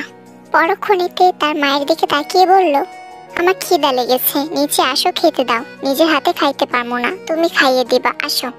ইয়ঞ্জন তের দিকে তাকিয়ে মুচকি হাসলেন। এই তো আমার সেই প্রতিবাদী আগের তে। দেখতে দেখতে জাঙ্কুকের গায়ে হলুদের দিন চলে এলো, অথচ জাঙ্কুক এখনো পড়ে পড়ে ঘুমাচ্ছে। গতকাল রাতে ঢাকা থেকে বাড়িতে এসেছে সে। মা ইমোশনাল ব্ল্যাকমেল করে জাঙ্কুককে বাড়িতে আসতে বাধ্য করেছেন। সকাল 10টায় সুগা, জিমিন আর সুগার বাবা মা এসে জাঙ্কুকদের বাড়িতে পৌঁছায়। ফুপুমনি, জাঙ্কুক কোথায়? তার বিয়ে তাকেই তো দেখতে পাচ্ছি না। ওর রুমে গিয়ে দেখে আয়, পড়ে পড়ে ঘুমাচ্ছে। সুগা জাঙ্কুকে রুমে এসে দেখে জাঙ্কুক ঘুম থেকে উঠে মুখটাকে মলিন করে বসে আছে। কি রে ভাই, এইভাবে বসে আছিস কেন? আমার বোধ হয় আর মন ভাঙা মানুষটাকে পাওয়া হবে না রে সুগা। তাকে খোঁজার আগে মা বিয়ে করিয়ে দিচ্ছে। মন ভাঙা মানুষ মানে? তুই কি কোনোভাবে তের কথা বলছিস? সুগার কথা শুনে জাঙ্কুক সুগার দিকে চোখ বড় বড় করে তাকালো। তে যে মন ভাঙা মানুষ তা তুই কিভাবে জানিস? জাঙ্কুকের এমন প্রশ্নে সুগা থতমত খেয়ে গেল। জানিস সুগা, আমি সেদিন দেখেছিলাম প্রিয় মানুষটাকে হারিয়ে মেয়েটা দম বন্ধ হয়ে যাওয়ার মতো করে চিৎকার করে কান্না করেছিল। আমি দেখেছিলাম তার সেই প্রিয় মানুষটা তাকে কতটা কষ্ট দিয়েছিল। এও দেখেছিলাম কি এক অসহ্য যন্ত্রণায় কাতরাচ্ছিল মেয়েটা। তার প্রিয় মানুষটা তাকে ধোঁকা দিয়েছিল, কত সুন্দর নিখুঁত অভিনয় করেছিল তার সাথে। জাঙ্কুকের কথাগুলো শুনে সুগা যেন আকাশ থেকে পড়ল। জাঙ্কুক মুচকি এসে বলে, জানিস মেয়েটাকে দেখে বোঝাই যেত না যদি ওকে খুঁটিয়ে না দেখতাম যে মেয়েটা মনে কি ঝড় বয়ে গেছে। আমি দেখতাম তার প্রিয় মানুষটা আর তার বউটা যখন খুব কাছাকাছি এসে হাতের উপর হাত রেখে কথা বলতো, মেয়েটা এক দৃষ্টিতে সেই দিকেই তাকিয়ে থাকতো। মাঝরাতে তাকে ফুপিয়ে ফুপিয়ে কান্না করতেও দেখেছি আমি। আর তার সেই প্রিয় মানুষটা কে জানিস? সুগা চুপ করে বিছানা চাদরের দিকে তাকিয়ে আছে। তার প্রিয় মানুষটা তুই সুগা? আচ্ছা সুগা, তোর কি একটু বিবেকে বাঁধেনি? 3টা বছর মেয়েটার সাথে সম্পর্ক রেখেও কি তোর ওর প্রতি একটু মায়া হয়নি? সুগা কিছুই বলছে না। জাঙ্কুক যে সেদিন সব কথাগুলো শুনেছে তা খুব ভালো করে বুঝতে পারছে সুগা। সেদিন রাত্রে আমিও ছাদে ছিলাম, কিন্তু তুই আমাকে দেখতে পাইনি। তোর বউ ভাতের দিন তুই যখন ছাদে গিয়েছিলি তখনই আমার খটকা লেগেছিল। ছাদে দরজার পাশে দাঁড়িয়ে তোদের সব কথাই আমি শুনেছি। আমার ভাই যে এতটা জঘন্য হতে পারে সেদিন তের কান্না না দেখলে আমি বুঝতেই পারতাম না। জাঙ্কুক, আমি জানতাম না যে জিমিন তের বোন হয়। দেখ, জিমিনকে আমি সত্যি সত্যি অনেক বেশি ভালোবাসি, ওকে আমি হারাতে পারবো না। আমি জানি রে, আমি অনেক বড় ভুল করে ফেলেছি, এমন ভুল আর কোনোদিনও হবে না। 3টা বছর তোর সাথে সম্পর্ক রেখে তোর বিন্দু মাত্র মায়াটুকু জন্ম নেয়নি, আর সেই তুই কিনা এই কয়েক মাসের মধ্যে জিমিন ভাবিকে ভালোবেসে ফেলেছিস। বিশ্বাস করতে যে খুব কষ্ট হচ্ছে রে ভাই। সুগা আর কিছু না বলে চুপ করে বসে থাকে। কিছুক্ষণের মধ্যেই হলুদের আয়োজনে সবাই ব্যস্ত হয়ে পড়ে। রোজকে শাড়ি পরিয়ে সাজিয়ে দেওয়া হয়েছে। এই পিচ্ছি, তুই এই বিয়েতে রাজি হয়েছিস কেন বলতো? আমিও ওই দিন ফুপুমণিকে কত করে বুঝিয়েছি, তিনি তো আমার কোনো কথাই শুনলো না। আমি তো বিয়ে করতে চাইনি তে আপি। মা বাবা ভাইয়ের সবাই আমাকে জোর করে বিয়ে দিচ্ছে। তারা কি যে পেয়েছে ওই জাঙ্কুকের মাঝে, এত পাগল হয়ে গেছে কেন সবাই বিয়ে দেওয়ার জন্য? নিশ্চয়ই তাবিজ করেছে। কি বলবো আপু, যার সাথে বিয়ে হচ্ছে তাকে দেখিও নাই, আর কথাও হয়নি। সে আমাকে দেখেছে কিনা তাও জানি না। এটা কেমন কথা? তোর তো জাঙ্কুকের সাথে কথা বলা উচিত ছিল। জানিস উনি তোর থেকে কিন্তু 9 বছরের বড়। হ্যাঁ, এই বুড়ার আমি বিয়ে করবো না তে আপু। এখন আর কিছুই করার নেই রে রোজ। এদিকে জাঙ্কুককে হলুদ দিয়ে সবাই ভূত বানিয়ে ফেলেছে। খালি আমি একটু ছাড় পাই তখন তোদের অবস্থা খুবই খারাপ হবে, দেখে নিস। আচ্ছা, দেখে নেব কি এমন করতে পারিস। সকালে বিয়ের আয়োজন করা হয়। পুরো বাড়িতে মানুষ গিজগিজ করছে। পার্লারে মেয়েরা এসেছে রোজকে সাজাতে। তাদেরকে নিয়ে রোজের রুমে গিয়ে দেখে পুরো রুম ফাঁকা। রোজ কোথাও নেই। দৌড়ে বাইরে এসে মার ফুপুকে খুঁজে বের করে বলে, রোজকে কোথাও খুঁজে পাওয়া যাচ্ছে না। সে কি, মেয়েটা আবার কোথায় গেল? আয় হায়, রোজের মা মাথায় হাত দিয়ে বসে পড়লো। তুই সব জায়গায় খুঁজে দেখ, কোথায় যাবে মেয়েটা। কিছু একটা ভেবে আবারও রোজের রুমে যায়। হঠাৎ চোখ যায় টেবিলের উপরে রাখা একটা কালো ডায়েরির উপর। ডায়েরিটা পড়েই বুঝতে পারে রোজ কারোর সাথে পালিয়ে গেছে। ও আচ্ছা, তাহলে এই ব্যাপার।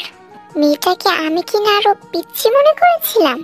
এই মেয়ের পক্ষ নিয়ে কিনা সেদিন ফুপুমণিকে আমি অতগুলো কথা বলেছিলাম। বেচারা জাঙ্কুক, এখন কি হবে তার? বিয়ের দিনে কিনা বউ পালিয়ে গেছে।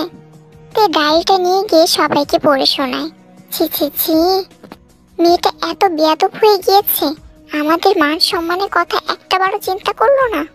শোনেন ফুপা, আপনারা যেমন ওর কথা একবারও ভাবেননি এই বিয়েতে ওর মত আছে কিনা সেসব জানতে চাননি, ঠিক তেমনি ও আপনাদের কথা চিন্তা করেনি। আপনাদের উচিত ছিল ওর কথাগুলো শোনার, ও কি চায় সেটা ভাবার। আর তাছাড়া এখন এগুলো ভেবে লাভ নেই, ছেলের পক্ষকে কি জবাব দেবেন সেটা ভাবুন। সবাই মাথায় হাত দিয়ে বসে আছে, তাদের মাথায় কিছুই আসছে না, কারো মুখে কোনো কথা নেই, সবাই চুপ। হঠাৎ করে রোজের মা উঠে এসে তার হাত ধরে বলল, আমাদের এই অসম্মান থেকে বাঁচা মা, তুই ছাড়া আর কেউ আমাদের মান সম্মান বাঁচাতে পারবে না। এখানে তো শুধু আমাদের মান সম্মানের প্রশ্ন আসে না, তাই না? জিমিন আর তোদের মান সম্মানও জড়িয়ে আছে এর সাথে। আজকে যদি এই বিয়েটা না হয় তাহলে জিমিনের শ্বশুরবাড়ির লোকজন পান থেকে চুন খুসলেই জিমিনকে কথা শোনাবে। তোর তো বিয়ের বয়স হয়েছে রে মা, তুই আমাদেরকে বাঁচিয়ে নে। মা দেখো না ফুপু এসব কি বলছে। হ্যাঁ রে মা, আমিও বলি কি তুই এই বিয়েটা করে নে। জাঙ্কুক খুব ভালো একটা ছেলে, তাছাড়া জিমিনের কথাটাও একবার ভাব। জাঙ্কুকের মা প্রথমে তো তোর জন্যই বিয়ের প্রস্তাব দিয়েছিলেন, আমি মানা করে দিয়েছিলাম, কিন্তু এখন আমিই বলছি তুই বিয়েটা করে নে। আরে আজব তো, বিয়ে কি ছেলে খেলা নাকি? রোজ পালিয়েছে তাতে কি হয়েছে? তাদেরকে গিয়ে বলে দাও যে বিয়েটা হবে না, তাহলে তো হয়ে গেল। এবার সবাই মিলে তাকে বোঝাতে লাগলো, মেহমানরা জেনে গেলে কি হবে, আর সমাজের লোকেরাই বা কি বলবে? মান সম্মান সব শেষ হয়ে যাবে। তে কিছুই বলছে না, চুপ করে আছে। আচ্ছা তোর কি অন্য কাউকে পছন্দ আছে মা? না বাবা, আমি কাউকে পছন্দ করি না, তোমরা আমাকে একটু ভাবার সময় দাও। আচ্ছা ঠিক আছে, আমরা যাচ্ছি, তুই ভেবে বল। একটু পরে কিন্তু বরযাত্রীও চলে আসবে। সবাই চলে গেলে তে জানালা দিয়ে বাইরে তাকিয়ে থাকে। কিছুক্ষণ চুপ করে থাকার পর তার একটা কথা মাথায় আসে, আর সেটা হলো সুগার শাস্তি। বিয়ে আজ না হয় কাল করতেই হবে। জাঙ্কুক ছাড়া সুগার আর কোনো ভাইও নেই, যা আছে সব পিচ্ছি। সুগার সামনে তার ফুফাতো ভাইয়ের সাথে সুখের সংসার করার ইচ্ছা জাগলো তের মনে। কিছুক্ষণ পর তে সবিন আর ইয়ঞ্জনের সামনে গিয়ে মুখটাকে গম্ভীর করে বলে, আমি বিয়েটা করতে রাজি আছি। রোজের জন্য কেনা বিয়ের শাড়ি আর চুড়ি দিয়ে তেকে সাজানো হয়েছে।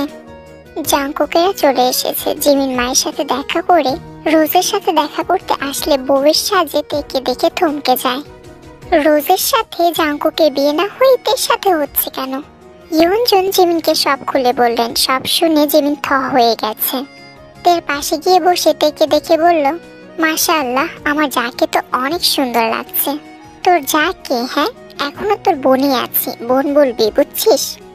কিছুক্ষণ পর কাজী সাহেব তের কাছে আসেন। বিয়ে সবকিছু বলে এখন বলছেন কবুল বলার জন্য। অনেক সময় নিয়ে তে কবুল বলে ফেলে। তারপর রেজিস্ট্রেশন পেপারে সাইন করিয়ে জাঙ্কুকের কাছে গিয়ে বলে কবুল বলার জন্য। জাঙ্কুকও সময় নিয়ে কবুল বলে।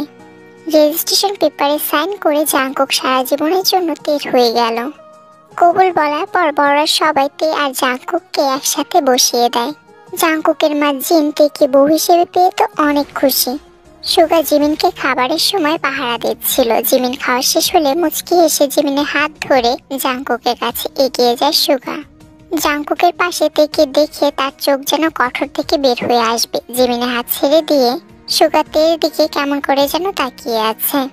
তে সুগার দিকে তাকিয়ে মনে মনে বলল, মিস্টার দুলা ভাই, আমাকে যতটা না কষ্ট দিয়েছেন এই কয়েক মাসে, আমি যতটা না কষ্ট পেয়েছি সবকিছু সুদে আসলে ফেরত দেব। আমি কখনোই ভুলবো না, আপনার জন্য আমি দম বন্ধ হয়ে যাওয়ার মতো কান্না করেছি। আমার কাছে জীবনের মানেটাই হারিয়ে গিয়েছিল। নিজের জামাই থাকতে অন্যের জামাইয়ের দিকে নজর না দিলে কি হয় না? তে রাগে চোখে জাঙ্কুকের দিকে তাকায়। না মানে আমার খারাপ লাগে তো, আমিও কিন্তু অনেক কিউট আছি, সুগার থেকেও বেশি। কি বললেন? এই সুগা কিউট? সুচোর মতো দেখতে লাগে ওরে, কেমনে যে ভালোবাসছিলাম। কিছুক্ষণ পর সবাই জাঙ্কুকদের বাড়ির উদ্দেশ্যে রওনা দেয়। রজনীগন্ধা আর লাল গোলাপ দিয়ে সাজানো হয়েছে জাঙ্কুকের রুমটা। কিছুক্ষণ আগে জিসু এবং তার কিছু কাজিনরা মিলে তেকে জাঙ্কুকের রুমে বসিয়ে দিয়ে গেছে। ওরা চলে যাওয়ার পর তে বসা থেকে উঠে জাঙ্কুকের রুমটা দেখতে লাগলো। এমন সময় জাঙ্কুক রুমে ঢুকে দরজাটা বন্ধ করে দেয়। জাঙ্কুককে দেখে তের কেমন জানি নার্ভাস ফিল হচ্ছে, কিন্তু তা সে প্রকাশ করতে চায় না। রোজের জায়গায় আমাকে দেখে আপনি অবাক হননি কেন? আমি কি বোকা? আমাকে দেখে কি বোকা মনে হয়? তা কখন বললাম? কাজী সাহেব যখন আপনার নাম বাবার নাম বলেছিলেন তখনই তো বুঝতে পেরেছি একজন সিআইডি অফিসারকে বোকা বানানো এত সহজ না। আপনি সিআইডি অফিসার? অফকোর্স, তোমার কি সন্দেহ আছে? এত প্রশ্ন করেন কেন? উফ। তে গিয়ে জাঙ্কুকের পাশে বসে। আপনার সাথে আমার কিছু কথা আছে। দেখো, আমাকে তোমার কিছুই বলতে হবে না, আমি তোমার বিষয়ে সবকিছুই জানি। সব সবকিছু মানে? সবকিছু মানে সবকিছু। আর হ্যাঁ, সুগার তোমার ব্যাপারেও আমি জানি। কথাটা শুনে তে স্তব্ধ হয়ে যায়। চিন্তা করো না, এসব নিয়ে আমার কোনো মাথা ব্যথা নেই। তোমার অতীত নিয়ে আমি আগ্রহী নই, আমার কাছে শুধু বর্তমান আর ভবিষ্যতেই ম্যাটার করে। আর তোমার বর্তমান আর ভবিষ্যতে আমি থাকতে পারলেই হবে। তে জাংকুকের কথার উত্তরে কিছুই বলে না, চুপ করে বসে থাকে। যাও, ফ্রেশ হয়ে এসে শুয়ে পড়ো। তারপর এক এক করে দুজনে গিয়ে ফ্রেশ হয়ে এসে শুয়ে পড়ে। জাংকুক ঘুমাতে যাওয়ার আগে আবারও তের দিকে ফিরলো, তেকে উদ্দেশ্য করে বলল, তে আরেকবার বিশ্বাস করতে পারো কিন্তু কাউকে, কথা দিচ্ছি কোনোদিনও কষ্ট দেব না। তোমার বিশ্বাসের অমর্যাদা কখনোই করব না। তে জাংকুকের চোখে চোখ রেখে বলে, ভীষণ ভয় হয় যে কাছের মানুষগুলোকে বদলে যেতে দেখেছি। বন্ধু বান্ধব যে মানুষগুলো খুব কাছের হয় তাদেরকে দেখেছি স্বার্থের জন্য ঠকাতে। মাসের পর মাস, বছরের পর বছর, দিনের পর দিন কত সুন্দর নিখুঁত অভিনয় করেছে তারা। তাদের জন্য যে অন্যদের বিশ্বাস করতে ভীষণ ভয় করে। তবে যদি মন চায় কথা দিচ্ছি, আর একবার না হয় কাউকে বিশ্বাস করব। যদি সেই মানুষটা সঠিক হয় তাহলে তার জন্য হাসতে হাসতে জীবন দিয়ে দেব। তের কথায় জাংকুক মুচকি হাসলো। তের মনে সে কখন থেকে একটা প্রশ্ন ঘুরপাক খাচ্ছে, সেটা হলো জাংকুক কিভাবে সুগার কথাটা জানে। একটা কথা বলবো? হ্যাঁ অবশ্যই, একটা কেন 100টা বলবেন, কোনো মানা নেই। আমার আর সুগার সম্পর্কের কথা কি সুগা নিজে আপনাকে বলেছে? না, ও বলেনি। ও চেয়েছিল সবার কাছ থেকে কথাগুলো আড়াল করে রাখতে, অতীতগুলোকে ঢেকে রাখতে চেয়েছিল। তাহলে আপনি কিভাবে জানেন আমাদের সম্পর্কের কথা? আসলে যেদিন সুগার বাসর রাত ছিল সেদিন তুমি আমাদের বাড়ির ছাদে সারা রাত কাটিয়ে দিয়েছিলে কান্না করতে করতে। চিৎকার করে বলেছিলে সুগার কথা। আমি ছাদে ছিলাম, তোমার মতোই আমার অতিরিক্ত মানুষের ভিড় পছন্দ না। তাই আমি ছাদে চলে গিয়েছিলাম খোলা আকাশের নিচে দাঁড়িয়ে প্রকৃতির বয়ে আনা ঠান্ডা বাতাস খাওয়ার জন্য। অন্ধকারে ঢাকা ছিল রাত, তাই তুমি আমাকে দেখতে পাওনি, আমিও প্রথমে তোমাকে দেখিনি। হঠাৎ তোমার ফুপিয়ে ফুপিয়ে কান্নার আওয়াজ শুনে কে তা দেখার জন্য সেদিকে যেতেই সুগার কথা শুনে থমকে যাই। তার পরের দিন তুমি যখন ছাদে সুগাকে ডেকে পাঠিয়েছিলে, আমি দরজার আড়াল থেকে তোমাদের কথা সব শুনেছিলাম। যদিও এটা ভালো দেখায় না, কিন্তু আমি তো সিআইডি, তাই রহস্য উন্মোচন করতেই ভালো লাগে আমার। তে কি বলবে আর খুঁজে পেল না। 1 মাস পর আজকে তে জাংকুক তেতে বাড়িতে যাবে, সাথে জিমিনা সুগাও যাবে। বাড়িতে এসে বিকালের দিকে ওরা খাগড়াছড়ি পাহাড়ি এলাকায় ঘুরতে বের হয়। সেখানে তের এক চাকমা বান্ধবীর সাথে তাদের দেখা হয়, যার নাম জেনি। তোমরা চলো না আমাদের গ্রামে, সেখানে আজকে উৎসব হচ্ছে, অনেক ভালো লাগবে তোমাদের। জেনির কথায় ওরা 4 জন সেখানে যেতে রাজি হয়ে যায়। ওখানে যাওয়ার পর জেনি ওদের কিছু চাকমাদের ঐতিহ্যবাহী পোশাক পরতে দেয়। জিমিন কাপড় পরে আসলে সুগা বলে, বাঙালিদের কি এই পোশাকে অত মানায়? কে বলেছে? ওই দেখো দেখে কত সুন্দর লাগছে। জাংকুক ভাইয়া কেমন ড্যাব ড্যাব করে তাকিয়ে আছে। মশালের আগুনে হলদে আলো তের মুখের এক পাশে পড়ছে, সবার সাথে তাল মিলিয়ে নাচছে আর হাসছে তে। জাংকুক এক পাশে দাঁড়িয়ে তের দিকে মুচকি হেসে মুগ্ধ চোখে তাকিয়ে আছে। মেয়েটাকে আজ নতুন করে দেখছে সে। সুগার মন অন্য চিন্তা করতে ব্যস্ত। তোমার মন আজকাল কোন দিকে থাকে বুঝতে পারি না আমি। বলছে জাংকুক আর তেকে খুব মানিয়েছে, তাই না বলো? সুগা কিছুই বলল না, চুপ করে তাকিয়ে রইল তে আর জাংকুকের দিকে। হঠাৎ করে ঝিরিঝিরি বৃষ্টি পড়তে শুরু করে। সবাই দৌড়ে টিনের চালে একটা ঘরে ঢুকে পড়ে। তে সবার শেষে এসে দাঁড়িয়েছে টিনের চালের নিচে। অন্যরা বৃষ্টির মাঝে নিজেদের ঘরে গিয়ে উঠল। ছোট একটা টিনের ঘরে বারান্দায় গিয়ে দাঁড়ালো তে। ভিজে গেছে পুরো। তে এক মনে চুলে পানি ঝাড়ছে, অনেকটা ভিজে গেছে। জাংকুক হাত দিয়ে মাথার চুলগুলো ছাড়তে ছাড়তে তের দিকে চোখ পড়তে থমকে যায়। মশালে হলদে আভায় তেকে কেমন যেন আকর্ষণীয় লাগছে তার কাছে। জাংকুক একটা ঢোক গিলে অন্যদিকে তাকায়, কিন্তু বেহায়া মন শুধু তের কথাই ভাবছে। চোখগুলো শুধু তের দিকে তাকাতে চাচ্ছে। জাংকুক চোখ ছোট ছোট করে আবারও তের দিকে তাকায়। বৃষ্টিতে ভিজে যাওয়ায় তের শরীরে ভাঁজ স্পষ্ট। জাংকুক আবারও চোখ মুখ খিচে অন্যদিকে তাকালো। এমন ভাব করছে যে এইটা অন্য কারো বউ, এটা তোর বউ বেটা, তোর বউকে তুই দেখতেই পারিস, তাহলে এত সংকোচ বোধ করিস কেন? জাংকুক তের দিকে এক পা করে এগিয়ে গেল। একটা ঘোরের মাঝে আছে জাংকুক এখন। তের পেছনে দাঁড়িয়ে জাংকুক তের কোমর জড়িয়ে নিচের দিকে টেনে নিল। আরে কি করছেন, ছাড়ুন। তে ঠোঁটের উপর আঙুল রেখে চুপ করে থাকতে ইশারা করলো জাংকুক। তে ঠোঁট জোড়া কাঁপছে। জাংকুক এক দৃষ্টিতে সেই দিকে তাকিয়ে আছে। ধীরে ধীরে জাংকুক তে ঠোঁটের দিকে নিজের ঠোঁট এগিয়ে নিয়ে গেল। নিজের অজান্তেই তেকে জাংকুক কিস করে বসে। তারপর মুহূর্তেই তেকে ছেড়ে দিয়ে জাংকুক সেখান থেকে চলে গেল। তে স্তব্ধ হয়ে সেখানে দাঁড়িয়ে রইল। একটু আগে কি হয়েছে তা বুঝতে পারছে না সে। তে কাপা হাতে নিজের ঠোঁট ছুঁয়ে দেখলো জাংকুক বাইরে এসে বৃষ্টিতে ভিজে গেছে পুরো। গাছের শিকড়ের উপরে বসে মাথার চুলগুলো হাত দিয়ে টানছে। ইস, কি করে ফেললাম, একদম হুঁশে ছিলাম না আমি। যদি তে এখন আমার উপর রাগ করে, ওর তো অনুমতি ছিল না। উফ, কি যে করে ফেললাম। নিজের সামনে কারো উপস্থিতি টের পেয়ে মাথা উঁচু করে সামনে তাকায় জাংকুক।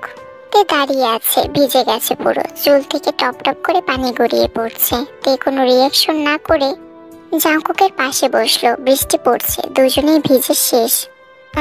সরি। কেন? আসলে তখন আমি সেন্সে ছিলাম না, কেমন যেন একটা ঘোরের মাঝে ছিলাম। তো কি হয়েছে? তুমি রাগ করনি তো তে? আম সরি। আপনার বউকে আপনি কিস করেছেন, তাতে সমস্যা কি? সত্যি তুমি রাগ করনি? রাগ করলে বাকি 3 অক্ষরে কবুল বলার পর আমার উপর আপনার অধিকার জন্ম নিয়েছে। আপনি সেই অধিকার থেকে নিজের ইচ্ছে পূরণ করেছেন। এতে শুধু শুধু রাগ করে কি হবে? আর বৃষ্টিতে ভিজতে হবে না। আসুন, না হয় পরে জ্বর চলে আসবে। কিছুই হবে না আমার, চিন্তা করো না। রাত প্রায় 10টার দিকে বৃষ্টি থামে। তে, জাংকুক, সুগা আর জিমিন বাড়িতে ফিরে আসে। মাঝরাতে কারো গোঙানির আওয়াজ পেয়ে ঘুম ভেঙে যায় তের। পাশ ফিরে দেখে জাংকুক কাঁপছে অনবরত। তে শোয়া থেকে উঠে জাংকুকের কপালে হাত দিয়ে দেখে জ্বরে গা পুড়ে যাচ্ছে। তে বিছানা থেকে নেমে লাইট জ্বালিয়ে কাভার থেকে আরেকটা কম্বল বের করে জাংকুকের গায়ে দিয়ে দিল। তে একটা কাপড়ে পট্টি নিয়ে এক বাটি পানিতে ভিজিয়ে জাংকুকের মাথায় জল পট্টি দিতে লাগলো। 2 দিন পর। আচ্ছা, আপনাকে একটা প্রশ্ন করতে পারি? জাংকুকদের বাড়ির ছাদের এক কোণায় দাঁড়িয়ে গোধূলি বেলার আকাশ দেখছিল জাংকুক। প্রায় 1.5 ঘন্টা হবে তারা তেদের বাড়ি থেকে নিজেদের বাড়িতে এসে পৌঁছেছে। তার পাশ থেকেই তের বলা কথাটা শুনে তের দিকে তাকিয়ে জাংকুক বলল, কোনো কথা বলার সময় আর জিজ্ঞেস করবে না। তোমার যখন যা মনে আসে তখন আমাকে তুমি তাই বলবা, অনুমতি কোনো প্রয়োজন নেই। আপনার কি আগে কারোর সাথে প্রেমের সম্পর্ক ছিল? আমি আবেগে আপ্লুত হইনি কোনোদিন। আমি সব সময় আমার স্ত্রীর জন্য আমার সব আবেগ, প্রেম, ভালোবাসা জমিয়ে রেখেছিলাম। কখনো কোনো মেয়ের প্রতি আমার কোনো ফিলিংস আসেনি। জানোতে, অনেকগুলো কেস পাই বিয়ের পর বউ অন্য কারোর সাথে পরকীয়া করে স্বামীকে ধোকা দিয়ে পালায়, ছোট ছোট বাচ্চা রেখে। তাই আমি সবসময় চাইতাম একজন মন ভাঙা মানুষ, যাকে প্রচন্ড ভালোবাসতে শিখিয়ে কেউ ছেড়ে চলে গেছে, যে বোঝে ভালোবাসা মানুষটা ঠকালে ঠিক কতটা কষ্ট হয়। আর দেখো, আমি কতটা লাকি যে তোমাকে পেয়েছি, সত্যিকারের একজন মন ভাঙা মানুষ পেয়েছি। তে চুপ করে জাংকুকের কথা শুনতে লাগলো। আসলে সত্যি কথা বলেছে জাংকুক। জাংকুক থেকে নিজের দিকে ঘুরিয়ে তের হাতে একটা আংটি পরিয়ে দিল। তারপর এক নিঃশ্বাসে বলল, বিয়ের পর তোমাকে কিছু দেওয়া হয়নি, এটা তোমার জন্য। ভবিষ্যতে আরো অনেক কিছু পাবে, নিজের ইচ্ছে মতো, পছন্দ মতো বানিয়ে নিও। তে অবাক হয়ে জাংকুকের দিকে তাকালো, তারপর নিজের আঙুলে পরা আংটিটির দিকে তাকালো। পছন্দ হয়েছে? হ্যাঁ। আগামীকাল আমাদের ঢাকা ফিরতে হবে। এত তাড়াতাড়ি? অফিস থেকে ফোন আসছে, একটা কেস সলভ করতে হবে। সারা কাউকেই পায় না, শুধু আমাকেই দেখে। কাজ যখন পড়ে গেছে তখন তো যেতেই হবে, কিন্তু একটা শর্ত আছে আমার। আমি জানি তোমার কি শর্ত। তুমি সুগাতে ফ্ল্যাটে থাকতে চাও, তাই না? বাহ, বুঝে গেলেন, খুব ভালো। 1 সপ্তাহ হয়ে গেছে তে জাংকুক সুগা জিমিন যে ফ্ল্যাটে থাকে সেই ফ্ল্যাটে এসে উঠেছে। এখানে আসার পর থেকে জাংকুকের সাহায্যে সুগাকে অনেক জ্বালিয়েছে তে। তবে এসবের মধ্যে এই কয়েকদিনে জাংকুকের প্রতি একটা ভালো লাগা তৈরি হয়েছে তের। জাংকুক আর সুগা অফিসে থাকার সুবাদে তে জিমিনের কাছে এসে গল্প করছিল। তখনই কথায় কথায় জিমিন থেকে বলে, কি ভালো লাগা? তে কামন, এমন করতে থাকলে দেখবি একদিন কেউ এসে তোর বরকে চুরি করে নিয়ে যাবে। এসব কি বলছিস আপু? হ্যাঁ, সত্যিই বলছি আমি। সময় থাকতে বরকে কন্ট্রোলে আন। সেটা কিভাবে করব? খুব সিম্পল, আমি যেন খালামণি হই সেই ব্যবস্থা কর। কি বলছো? আমাদের মাঝে তেমন কিছুই হয়নি আপু। তুই সত্যিই একটা বোকা। এসব কি বলিস? কিছু হয়নি মানে? সত্যিই বলছি। তুই নিজে থেকেও তার কাছে যাসনি? আমি কিভাবে যাব? কিন্তু সে আমার কাছে আসলে আমি আর বারণ করব না। তুই নিজেও তো যেতে পারিস, তাকেই কেন আসতে হবে? কি বলছিস আপু? বিয়ে হওয়ার পর থেকে তো তোর মুখে কিছুই আটকায় না দেখছি। ধুর, আচ্ছা তোকে আমি একটা বুদ্ধি দিচ্ছি, শোন। তারপর জিমিন থেকে অনেক কিছুই বুঝিয়ে বলে আর বলে তার কথা মতোই কাজ করতে। রাত প্রায় 11টা। একটু আগে জাংকুক অফিস থেকে বাড়িতে ফিরেছে। দরজা খোলা। দরজা ঠেলে ভেতরে ঢুকিয়ে দেখে পুরো ঘর অন্ধকার, কোনো আলো নেই। জাংকুক কয়েকবার তেকে ডাক দিল কিন্তু কোনো সাড়া শব্দ পেল না। লাইট জ্বালাতে গেলে নুপুরের শব্দ তার কানে আসে। তে একটা মোমবাতি হাতে নিয়ে জাংকুকের দিকে এগিয়ে আসে এক পা করে। তের পরনে জর্জেটের একটা লাল শাড়ি, হাতে আলতা। মোমবাতির আলোয় তের মুখ স্পষ্ট, চোখে কাজল, ঠোঁটে লাল লিপস্টিক, মুখে লজ্জার আভা। জাংকুক ভ্রু কুঁচকে তের দিকে এগিয়ে গেল। এত সাজগোজ কিসের জন্য? হঠাৎ এত সাজলে কেন? তে কিছুই বলল না, দৌড়ে রুমে চলে গেল। জাংকুকও তের পিছু পিছু রুমে আসলো। তে ড্রেসিং টেবিলের সাথে গা ঘেঁষে চোখ বন্ধ করে দাঁড়িয়ে আছে। জাংকুক রুমে এসে লাইট অন করে যা দেখলো তা দেখে তো জাংকুকের চোখ চড়ক গাছ। বিছানা ফুল দিয়ে সাজানো, সারা রুমে গোলাপের পাপড়ি ছড়িয়ে আছে। জাংকুক রুমে চোখ বুলিয়ে হাসলো। জাংকুক এক পা করে তের দিকে এগিয়ে যেতে থাকে। জাংকুক যত বেশি কাছে আসছে তের নিঃশ্বাস তত ভারী হচ্ছে। জাংকুক তের হাত ধরে টান দিয়ে একদম নিজের সাথে তেকে মিশিয়ে নেয়। জাংকুক তের কানে ফিসফিস করে বলে, কাছে যখন আসতেই চাও তাহলে তো লজ্জা কেন পাচ্ছ? তে মূর্তির মতো দাঁড়িয়ে আছে। জাংকুক মুচকি হেসে তেকে কোলে নিয়ে বিছানায় শুয়ে দেয়। তের ঠোঁটের মাঝে নিজের ঠোঁট মিলিয়ে দেয়। তারপর আর কি আমি কিচ্ছুই জানি না। 2 দিন পর রেস্টুরেন্টে মুখোমুখি হয়ে বসে আছে জিমিন আর তে। জিমিন আর তে চুপ করে বসে আছে। নীরবতা ভেঙে তে বলল, কি হয়েছে আপু তোর? তোকে এমন দেখাচ্ছে কেন? কি হয়েছে বল আমাকে। আমার চোখের দিকে তাকিয়ে একটা সত্যি কথা বলবি? বলবো। তোর আর সুগার সম্পর্ক ছিল তাই না? মিথ্যা বলার চেষ্টা করবি না। ইস, যে ভয়টা পাচ্ছিলাম ঠিক সেটাই হলো। হ্যাঁ আপু, আমাদের 3 বছরের সম্পর্ক ছিল। এই কথাটা আমার আর সুগার বিয়ের সময় আমাকে বলিসনি কেন যে সুগাকে তুই ভালোবাসিস? আমি চাইনি তুই কষ্ট পাস। আর বিয়ের দিন যদি আমি সব বলতাম তাহলে সমাজে মুখ দেখানো যেত না। সবাই বলে বেড়াতো বড় বোনের স্বামীর সাথে ছোট বোনের প্রেমের সম্পর্ক, আম্মু আব্বুর সম্মান থাকতো না। আর তার চেয়ে বড় কথা, সুগা তোকে ভালোবাসতো, আমাকে না। এই সব কিছু জানার পরে ওর সাথে আমার সম্পর্ক রাখা সম্ভব না রেতে। কিন্তু আমি কি করব বল না। জিমিন তের হাত ধরে নিজের পেটের উপরে রেখে বলে, তে আমি প্রেগনেন্ট, আমি কি করব বল। জিমিনের কথা শুনে তে যেন কথা বলতে ভুলে গেছে। আমি আজকে সকালে জানতে পারলাম যে আমি মা হব। সুগাকে কথাটা আমি খুব স্পেশাল করে বলতে চেয়েছিলাম। এই খবর শুনেও চমকে উঠতো, কিন্তু ও আমাকেই চমকে দিয়েছে। তে আমার দম বন্ধ হয়ে আসছে। সুগা আমার সাথে কেন এমনটা করলো? দেখ, যা হবার হয়ে গেছে আপু, এসব নিয়ে আর ঝামেলা করিস না। সুগা অনেক আগে থেকে তোকে ভালোবাসে। এদিকে অফিস থেকে এসে জিমিনকে কোথাও দেখতে পেল না সুগা। টাইটা খুলতে খুলতে রুমে গিয়ে কিছুক্ষণ জিমিনকে ডাক দিল, কিন্তু জিমিনের কোনো সাড়া শব্দ পেল না। ড্রেসিং টেবিলের সামনে দাঁড়িয়ে কোটটাই খোলার সময় চোখ পড়ল প্রেগন্যান্সি টেস্ট কিটের দিকে। সুগা সেটা হাতে নিয়ে দেখে পজিটিভ। তখন যেন সুগার খুশির বাঁধ ভেঙেছে। এত খুশি হয়েছে বলার মতো না। জিমিন তখন সুগার রুমের দরজার সামনে দাঁড়িয়ে সুগার আনন্দ দেখছিল। একটু আগে সে ওখান থেকে এসেছে। রুমে এসে সুগার হাতে প্রেগন্যান্সি টেস্ট কিটটা দেখে আর এগোয়নি, সেখানেই দাঁড়িয়েছিল। সুগার চোখ দরজার দিকে পড়তেই সে আনন্দিত কণ্ঠে বলে ওঠে, তুমি আমাকে কতটা আনন্দিত করেছো তা তুমি নিজেও জানো না। জিমিন কিছু না বলে কান্না করতে থাকে। জিমিন, তোমার কি হয়েছে? তুমি কান্না করছো কেন? তুমি কি খুশি হওনি? কি হয়েছে বলো আমাকে। আমার চোখের দিকে তাকিয়ে কিছু সত্যি কথা বলবে? হ্যাঁ, অবশ্যই বলবো। বলো কি হয়েছে। সামান্য বাজি ধরে তুমি আমার বোনের জীবনটাকে শেষ করে দিয়েছিলে। আমি জানতাম আমার বোনটার সাথে কারো সম্পর্ক ছিল, 3 বছরের সম্পর্ক, যাকে তে সব থেকে বেশি বিশ্বাস করতো, ভালোবাসতো। আমার বোনের গায়ে আমি কখনো একটা আঁচড় লাগতে দেইনি। আমার সেই বোনকে কষ্ট দিতে তোমার বিবেকে বাঁধেনি। আমার ভালোর জন্য, আমার পরিবারের সম্মান বাঁচানোর জন্য বিয়ের দিন তে নিজের ভালোবাসাকে কোরবানি দিয়ে আমাদের কাউকে কিছু জানায়নি। সেদিন যদি ও আমাকে তোমার আর ওর সম্পর্কে কথা বলতো তাহলে কিন্তু আমি বিয়েটা করতাম না।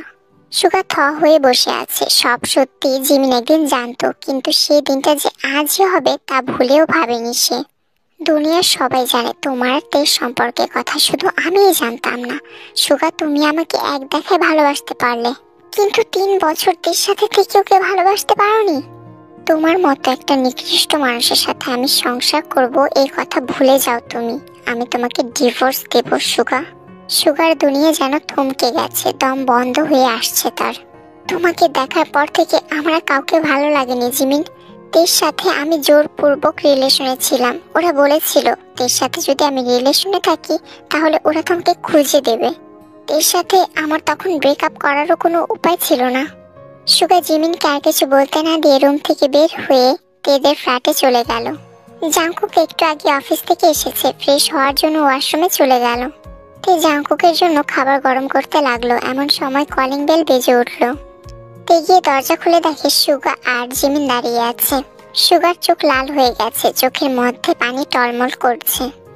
ওদের এই অবস্থা দেখে তের বুকের মাঝে ধক করে উঠল। সে কি করবে ঠিক বুঝে উঠতে পারছে না। কোন রকম দরজার সামনে থেকে সরে এসে দাঁড়ালো। সুগা ভিতরে ঢুকে গেল, জিমিনও ভিতরে ঢুকলো। সুগা তের সামনে হাঁটু গেড়ে বসে বলল, আমাকে তুমি ক্ষমা করে দাও তে। আমি বাজি ধরে তোমার জীবনে 3টা বছর নষ্ট করে দিয়েছি। তে, আমি জিমিনকে ভীষণ ভালোবাসি। আমার সন্তানকে, আমার ভালোবাসা মানুষটিকে তুমি আমার কাছ থেকে কেড়ে নিও না তে। আমাকে তুমি মাফ করে দাও। আমি একটা রাতও শান্তিতে ঘুমাতে পারি না তে। নিজের কাছে নিজেকে অপরাধী মনে হয়। তে স্তব্ধ হয়ে দাঁড়িয়ে আছে, কি বলবে ভাষা খুঁজে পাচ্ছে না। জিমিন এক কোণায় দাঁড়িয়ে ওদের দিকে তাকিয়ে আছে। জাংকুক ওয়াশরুম থেকে বের হয়ে তোয়ালে দিয়ে মাথা মুছতে মুছতে ড্রয়িং রুমে এসে দেখে সুগাতের সামনে হাঁটু গেড়ে বসে আছে, মাথা নিচু করে। জিমিনও এক কোণায় দাঁড়িয়ে কাঁদছে। জাংকুক ভ্রু কুঁচকে তের দিকে তাকায়। তে অসহায় দৃষ্টিতে জাংকুকের দিকে তাকিয়ে আছে। তে, আমি তোমার পায়ে ধরে ক্ষমা চাইবো, তবুও আমাকে তুমি ক্ষমা করে দাও। জিমিনকে ছাড়া আমি থাকতে পারবো না। ওকে বলো না আমাকে ছেড়ে না যেতে। সুগাতের পা ধরতে গেলে তে সরে গিয়ে বলে, কি করছেন এইসব, পাগল হয়ে গেছেন? ড্রয়িং রুম জুড়ে পিনপতন নীরবতা। তে চুপ করে সোফায় বসে আছে।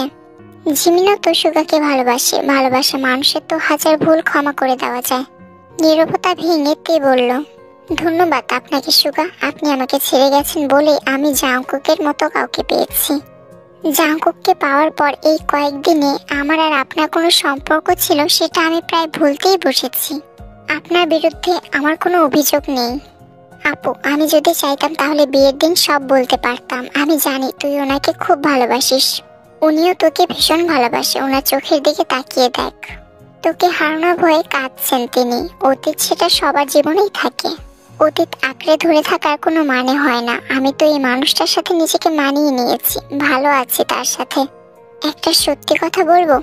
তে জাংকুকের দিকে তাকিয়ে মুচকি হেসে বলে, এই জাংকুক নামক মানুষটাকে আমি ভালোবেসে ফেলেছি। ভীষণ ভালোবাসি আপনাকে জীবন জাংকুক। আমিও তোমাকে অনেক বেশি ভালোবাসি তে। তে মিষ্টি হাসলো, তারপর আবারও বলল, আমি চাই না একটা অসুন্দর অতীতের জন্য তোরা তোদের সংসার ভাঙ। তোরা একে অপরকে ভালোবাসিস, তোরা সুখে থাক, এটাই আমি চাই, সবসময় চাই। জিমিন কিছু না বলে উঠে নিজের রুমে চলে যায়। এরপর কেটে যায় 3 মাস।